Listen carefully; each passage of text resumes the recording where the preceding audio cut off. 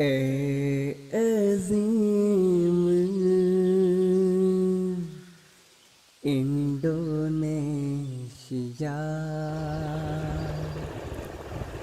Jayalah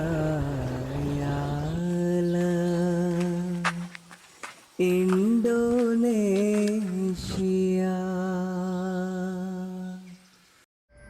Ramadan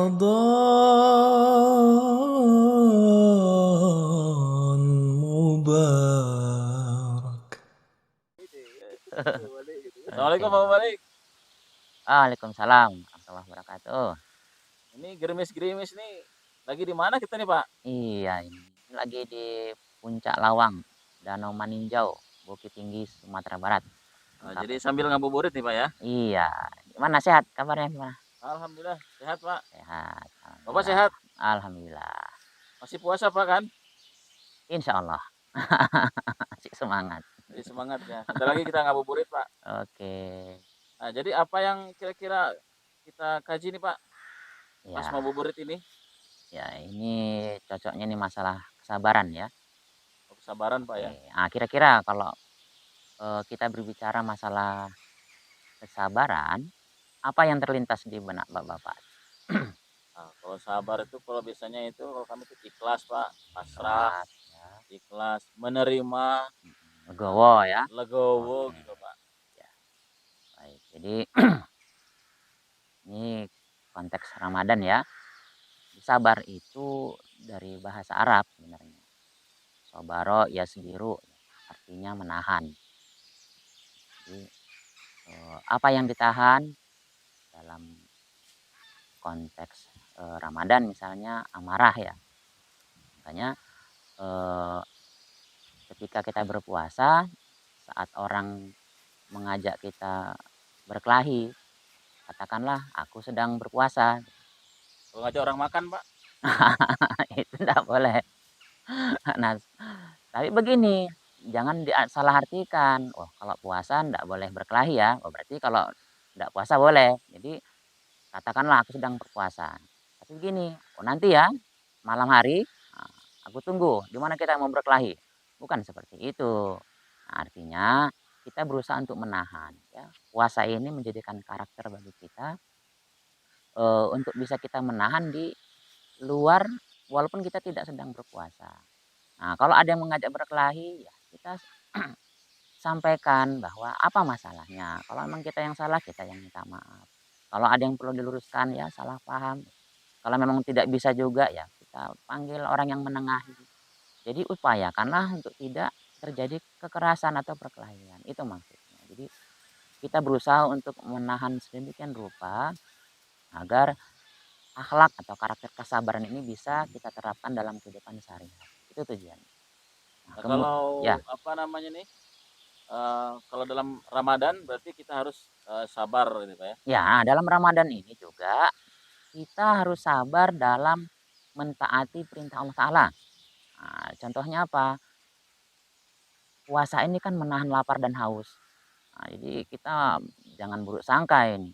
Menganggap Allah Ta'ala itu kejam banget ya. Makanan yang dihalalkan kok diharamkan. Kira-kira begitu. Ini untuk kepentingan kita sendiri ya. Kita puasa, seluruh dunia berpuasa tidak akan menambah derajat Allah Ta'ala. Benar enggak? Seluruh orang apa nih eh, berontak lah, tidak mau puasa. Apakah itu mengurangi derajat Allah Ta'ala? Kan tidak. Artinya puasa ini, ya, lapar dan haus ini semata-mata untuk eh, kepentingan ya, kerohanian kita sendiri. Baik itu kesehatan maupun kerohanian kita sendiri.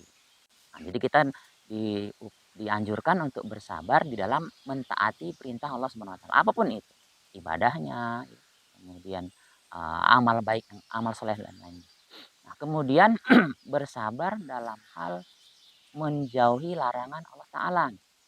Nah, nah, di bulan puasa ini jangankan hal yang haram ya. Yang tadinya halal pun apa itu makanan misalnya. Ini makanan-makanan kita sendiri, di rumah-rumah kita sendiri, bukan hasil curian. Nah, siang hari itu diharamkan oleh Allah Ta'ala. Nah, ini pun harus kita taati.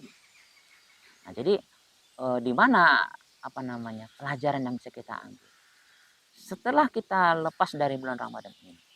jangankan barang yang haram ya, yang halal saja ketika dilarang itu kita taati. Apalagi barang yang haram ya, yang hak orang lain. Ini apa namanya, rahasia, pelajaran yang bisa kita ambil ya, membentuk karakter kita untuk bisa kita menjadi orang yang lebih baik. Jangankan milik orang lain, milik kita sendiri pun ketika Allah Ta'ala larang itu, nah itu kita taati. Nah, kalau Oke. kira-kira ada nggak Pak, hal-hal yang justru kita tuh nggak boleh sabar tuh itu? Oh iya, ada juga. Ada profesi yang kita memang nggak boleh sabar itu dalam waktu ya. Kalau dalam konteks waktu misalnya kita harus sabar nih menunggu waktu sampai yang ditetapkan untuk kita berbuka. Walaupun setengah jam lagi tanggung makan, nggak boleh. Sebelum waktunya tiba untuk berbuka ya, harus kita taati. Kita harus sabar menunggu waktu itu. Nah, tapi ada juga ini yang kita nggak boleh sabar. Apa contohnya? Ini supir ambulans misalnya. Itu nggak boleh sabar itu. Ya, biarlah lambat asal selamat. Ya, supirnya selamat, yang pasien yang dibawa meninggal ya. Jadi nggak boleh sabar, ya, harus cepat. Kemudian supir pemadam kebakaran. Nah, itu juga nggak boleh sabar itu. Biarlah pelan-pelan ya asal selamat. Ya selamat ya supirnya. Tapi yang mau diselamatkan yang kebakaran itu keburu ludes ya. Nah, kemudian Valentino Rossi dan CS itu juga nggak boleh sabar itu. Kalau sabar ya kalah terus ya. Ya tabah dia menghadapi kekalahan. Gak lama lagi besok udah diganti namanya. Jadi Valentino Rosa ya. Nyanyi saja lah nggak usah balapan. Nah, kira-kira begitu. Nah, jadi ada eh, kondisi ya kita tidak boleh bersabar dalam konteks waktu. Satu lagi, sabar di dalam waktu sholat misalnya. Ya, karena waktu masih panjang, sabar aja nanti sajalah di ujung waktu. Nah, ini juga keliru. Justru waktu sholat ini upayakanlah di awal waktu. Ya, begitu kita mendengar azan, langsung lakukanlah sholat. Jangan ditunda-tunda. Ya. Jadi harus bisa juga kita mengkondisikan eh, sabar itu tepat pada waktunya. Kalau sholat sabar nggak sabar nih Pak, cepet-cepet nggak sholatnya nanti? Betul. Ada juga nasihat Hajat Masih Maut. Sholat itu harus benar-benar diresapi ya, dijiwai sampai ke hati. Jadi sehingga jangan sampai sholat seperti ayam yang mematuk makanannya, matuk jagung, kutak kutuk kutak kutuk. Tuh, enggak sampai itu ke hati itu. Ya. Anggaplah kita sedang berhadapan dengan Allah Ta'ala, kita nyampaikan dengan terburu-buru, itu tidak dapat ruh ibadah di sana ya. Kita juga harus bersabar dalam ibadah sholat dalam pengertian ya lakukanlah sedemikian rupa sehingga ruh ibadah itu nyampe ya ke hati. Sehingga tujuan daripada sholat itu kita raih ya. Ada contoh kira-kira Pak, contoh mengenai Kesabaran ya. kesabaran ya, Yang patut kita teladani. Iya, yang patut diteladani gitu oke. Pak? Ada ini yang pertama, kenal nggak dengan Hadrat Hasan? Hadrat Hasan bin Ali bin Abi Thalib. Nah, beliau adalah cucu dari Rasulullah SAW. Nggak kenal Pak. ah, Suatu kali begini, beliau punya budak yang pada saat itu melakukan kesalahan, ya. Jadi karena beliau marah, ingin menghukum budak tersebut. Nah, tapi si budak ini karena Muslim, ya, beliau eh, tahu ayat, ya, untuk memaafkan. Kira-kira begitu. Jadi dibacakanlah satu ayat. Wal kaziminal ghaiz, dan orang-orang yang menahan amarah. Jadi ketika ketika beliau ingin menghukum nggak jadi nih ya, nggak jadi nih mau menghukum ya, mendengar ayat itu ayat Hasan. Kemudian setelah beliau nggak menghukum, beliau sambung lagi ayatnya, wal afinina 'anin nas, ya, dan orang-orang yang memaafkan manusia. Mendengar ayat itu, ya, ada Rasul mengatakan, baiklah kamu aku maafkan, tadi sudah berbuat salah ya. Tidak berhenti sampai di situ. Si budak ini membacakan ayat selanjutnya lagi. Wallahu yuhibbul musinin, dan Allah itu mencintai orang-orang yang berbuat kebaikan. Akhirnya Hadrat Hasan ini yang tadinya marah memberikan hadiah kepada sang budak itu. Jadi ini penjelasan dari tafsir Hadrat Masih Maud ya, ada 3 tingkatan memaafkan itu. Yang pertama menahan amarah ya dari ayat tadi, kemudian memaafkan dan memberikan kebaikan. Nah, ini yang dipraktekkan langsung oleh Hadrat Hasan ya. Orang yang marah justru tidak dihukum malah diberi hadiah. Nah, tentu ini dalam konteks marah yang bisa dimaafkan. Itu yang pertama. Nah, yang kedua ini kesabaran tingkat utusan Tuhan ya, tingkat Nabi. Hazrat Ibrahim. Beliau mendapatkan ujian yang luar biasa ya, ketika lama tidak mendapatkan keturunan sampai usia beliau sudah menjelang tua ya, di usia 90 tahun ya. Pada saat itu Allah Ta'ala memberikan beliau karunia ya, keturunan. Tapi apa setelah lahir Allah Ta'ala minta untuk disembelih coba. Nah, inilah tingkat kesabaran nabi-nabi itu. Puncak dari kesabaran adalah rasa syukur. Nah, makanya beliau lakukan secara sukarela ya. Beliau taati perintah Allah Ta'ala. Karena beliau menganggap kedekatan dengan Allah Ta'ala itu, hubungan dengan Allah Ta'ala itu jauh lebih bernilai daripada apa yang diminta oleh Allah Ta'ala. Nah, itu kira-kira. Jadi apapun yang diperintahkan Allah Ta'ala dengan itu bukan apa sih sabar, kira-kira begitu. Kalau itu ini perintah Allah Ta'ala harus beliau laksanakan. Sehingga beliau siap untuk menyembelih anak putra beliau langsung. Hadrat Ismail ketika itu. Selanjutnya tidak berhenti sampai di situ. Ketika ada perintah lagi untuk meninggalkan anak dan istri beliau di padang tandus yang tidak ada siapa-siapa, dia pun siap. Berarti sabar tingkat dewa itu, Wah, tingkat udah nabi itu sabar ya. tingkat dewa, siapa yang sanggup seperti itu kan. Tapi nah ini rahasianya begini. Innallaha ma'as-sabirin. Sesungguhnya Allah itu beserta orang-orang yang sabar. Beliau yakin bahwa ketika saya sabar, Allah Ta'ala tidak akan menelantarkan mereka. Nah, tapi ini kan benar-benar keyakinan yang kuat ya, bahwa Allah Ta'ala itu hadir akan menolong para hambanya. Maka kita lihat hasilnya bagaimana. Mekah yang saat ini ya, sumur Zam-Zam itu buah dari tingkat kesabaran, tingkat dewa tadi. Nah, satu lagi. Nah, ini junjungan kita yang mulia Rasulullah SAW. Bagaimana tingkat kesabaran beliau ini sudah rasa syukur ya. Beliau menerima pangkat kenabian kerasulan yang beliau terima itu jauh lebih bernilai daripada hanya ujian ya, dari manusia penentang beliau.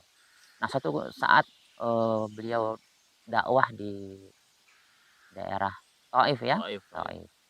Apa yang terjadi? Respon apa yang dilakukan oleh warga Taif saat itu? Penentangan ya, kemudian aniaya ya. Beliau Sampai dilemparin sampai apa terjadi? sampai apa tuh itu? Sampai sendal Rasulullah pun Ah, basah oleh darah itu. terluka. Luka. Saking amarahnya malaikat turun itu. Apa perintah malaikat saat itu? Wahai Muhammad, perintahkan kepadaku. Kalau engkau setuju, aku ledakkan itu Gunung Taif. Benar kan? Aku hancurkan Gunung Taif bersama kampung mereka lah. Apa kata beliau? Ya, rahasia syukur tadi. Mengalahkan rasa sabar. Apa jawabannya? Kalau mereka dihancurkan, siapa nanti akan menyembah Tuhan? Itu Pak. Rasa baik sangkanya terhadap mereka yang sudah menzolimi. Beliau masih berharap nanti dari keturunan beliau akan menyembah Allah Ta'ala. Walaupun saat ini mereka masih dalam kondisi musyrik, aku yakin keturunan mereka nanti akan menyembah Allah Ta'ala. Itu yang terjadi. Nah, ini pelajaran apa yang bisa kita ambil? Ternyata kalau dibenarkan saat itu teori bom bunuh diri ya, teroris yang sekarang ini. Wah, jauh lebih dahsyat itu. Bomnya malaikat, benar enggak? Bom Bali, bom teroris enggak ada apa-apanya itu. Berapa ledakannya? Gunung Taif itu dihancurkan itu bersama desa mereka. Seperti apa dahsyatnya itu. Jadi nggak ada apa-apanya bom bunuh diri. Ya. Bom bunuh diri nggak ada apa-apanya. Jadi kalau dibenarkan ngebom atau menghancurkan, meledakkan orang-orang yang dianggap kafir, Rasulullah sudah lakukan. Padahal beliau sendiri yang dizolim. Dan dapat izin dari malaikat untuk menghancurkan. Ini kan pelajaran yang luar biasa. Nah, dan bukti ini beliau lagi tunjukkan saat Fatah Mekah ya, 10.000 tentara muslim masuk ke kota Mekah. Apa yang beliau katakan? La tasribika alaikumul yaum. La tasriba alaikumul yaum. Tidak ada balas dendam untuk kamu pada hari ini. Jadi orang-orang Quraisy tadi yang tadinya merasa, wah ini kalau kaum muslimin balas dendam habislah kita. Ya, nyawa dibayar nyawa nih. Wah, pada lari kocar-kacir itu. Tapi apa yang kata beliau sampaikan? Tidak ada balas dendam untuk kamu pada hari ini. Beliau maafkan semua.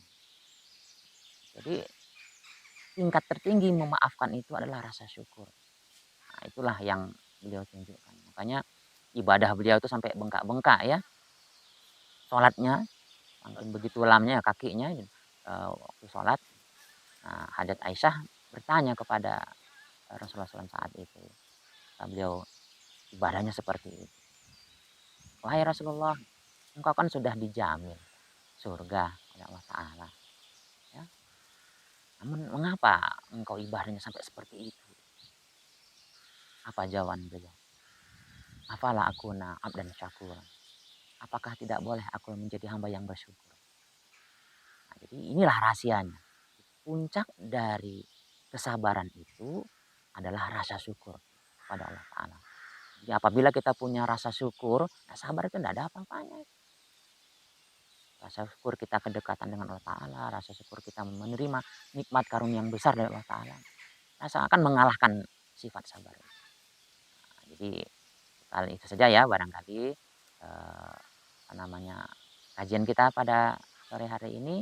Ya, mudah-mudahan bermanfaat dan bisa kita amalkan dalam kehidupan kita sehari-hari. Ya, Pak, ini udah nggak sabar nih Pak. Sekarang Oke, mau buka ya? Bersyukur, Pak. sabar membuka. Oke. Buka, Pak. Bersyukur kita ya. Udah bersabar kan, Sabar. Pak, ya?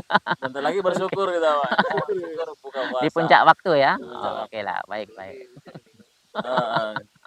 Oke. Oke lah. Oke, jazakumullah. Assalamualaikum warahmatullahi wabarakatuh. Waalaikumsalam warahmatullahi ए अजीम इंडोनेशिया जा